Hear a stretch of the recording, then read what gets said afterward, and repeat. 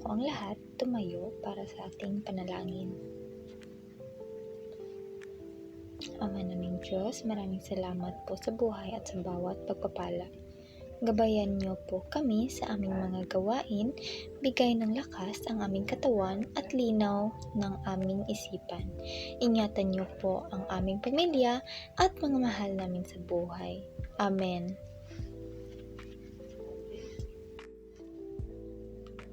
Magandang umaga mga bata! Kumusta po kayo ngayong araw? Masaya akong malaman na okay lang kayo.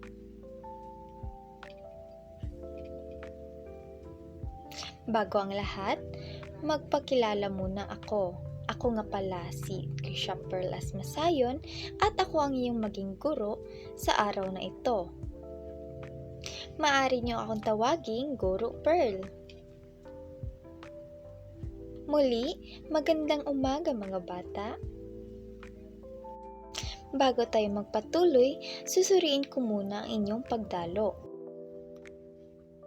Pag iyong pangalan ay natawag, sasabihin niyo ang inyong paboritong hayop at itaas ang kanang kamay. Naunawaan po ba mga bata? Komey, April, Jaycil.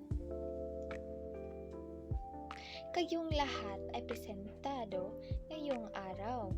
Bigyan niyo ang sarili niyo ng palakpak. Ngayon, dito naman tayo sa ating pangganyak. Ang gagawin niyo lang ay sabay sa akin ng kumanta. Handa na ba kayo mga bata? Mayaman, ating alagaan. Ang likas na yaman, ating alagaan. Di mo man makita, malungkot na siya. Magputol ng puno, wag na natin gawin. Kung magtatanim sana, lilinis ang hangin. Ang mga dagat ay wag nating dumihan. Para mga isda, mayroon pa ring tirahan. Matipid ng tubig, para di mauhaw. Ang basura natin, lagay sa tamang tapunan. Ang galing niyo mga bata.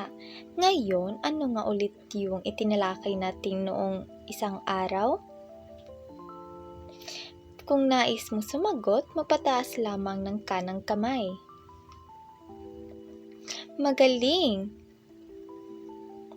Ang tinalakay natin noong isang araw ay tungkol sa ating bansa.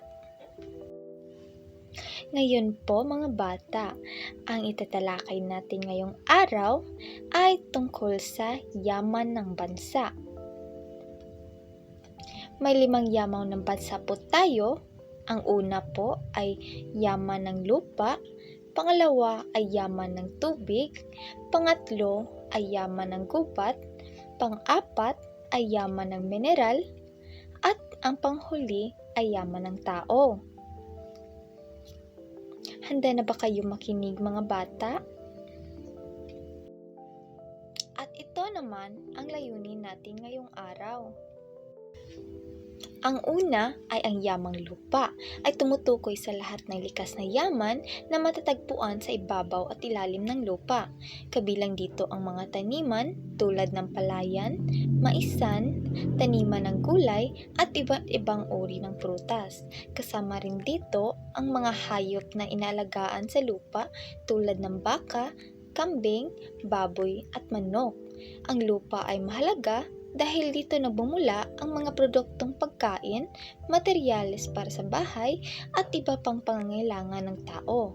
Ito rin ang pinagtatayuan ng mga gusali, paaralan at kabahayan. Ngayon po mga bata, ito po ang larawan ng yamang lupa. Mga bata, ano po ang inyong nakita sa larawan na ito? Tama, merong mga kahoy, merong mga magagandang tanawin. Meron din ito mga prutas at gulay, at ang palayan. Dito naman tayo sa yamang tubig, ay mga likas na yaman na matatagpuan sa mga anyong tubig tulad ng dagat, ilog, sapa, lawa at batis.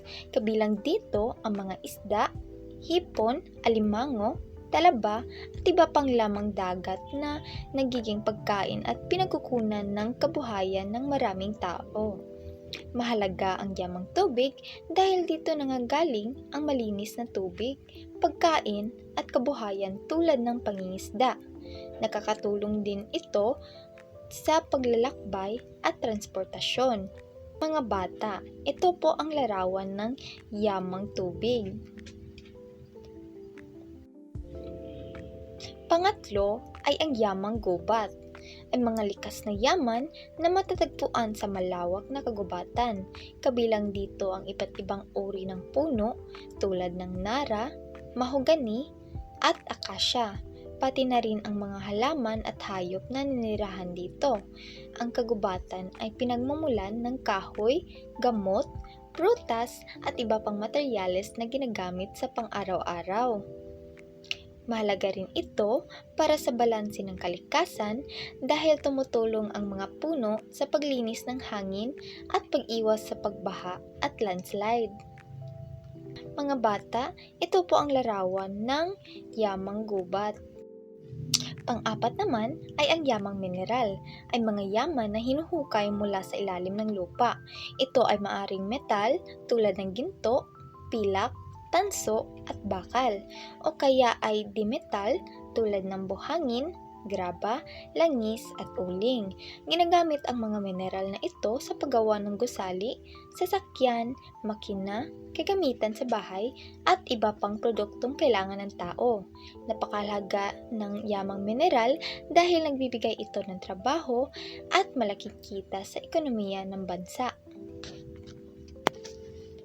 Tatandaan nyo mga bata, may dalawang yaman ng mineral. Ito po ang dimetal at ang metal. Kung sa Tagalog ay metaliko at di-metaliko. Ang panghuli naman ay ang yamang tao, ay tumutukoy sa mga tao na gumagamit ng kanilang talino, lakas, kasanayan at talento upang malikha ang produkto at serbisyo. Sila ang mga magsasaka, mangingisda, guro, doktor, inhenyero, karpintero at lahat ng taong nagtatrabaho upang mapabuti ang pamumuhay ng komunidad. Mahalaga ang yamang tao dahil sila ang naglilinang at gumagamit ng iba pang likas na yaman. Kung walang yamang tao, walang makagagawa o makakapag-unlad sa anumang yaman ng bansa. Paano ito pangangalagaan?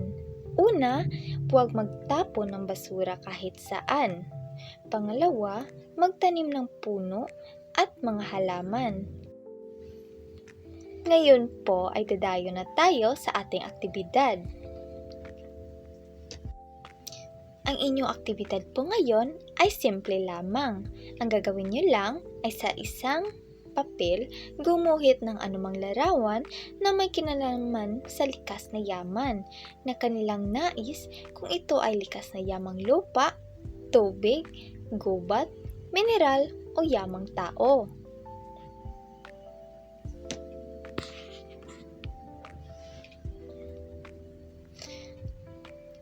Tapos, sa ibaba ng papel, isulat kung bakit yun ang inyong iginuhit.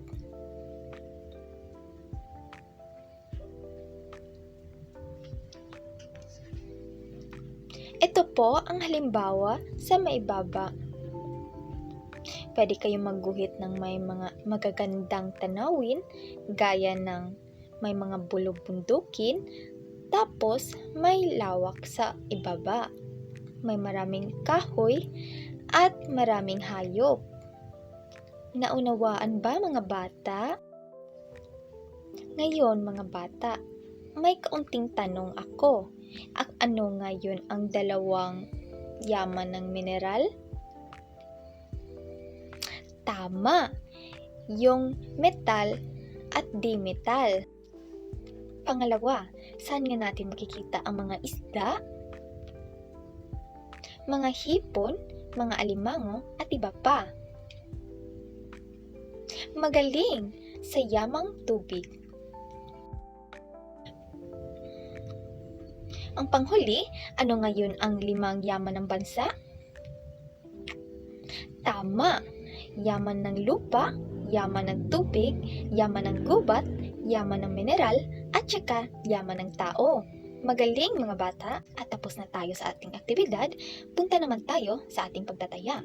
Kumuha ng kalahating papel, sumulat ng maikling refleksyon ng kalakayan ngayon at pumili din ng isang yaman ng bansa at pumili din ng isang yamang bansa at sumulat ng 2 pangungusap.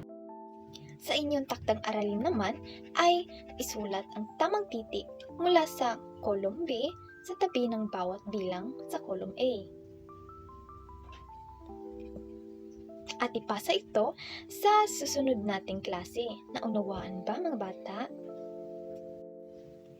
Ngayon po, dito lang po magtatapos ang ating klase at sana naunawaan nyo ang ating tinalakay ngayong araw. Hanggang sa susunod mga bata, paalam.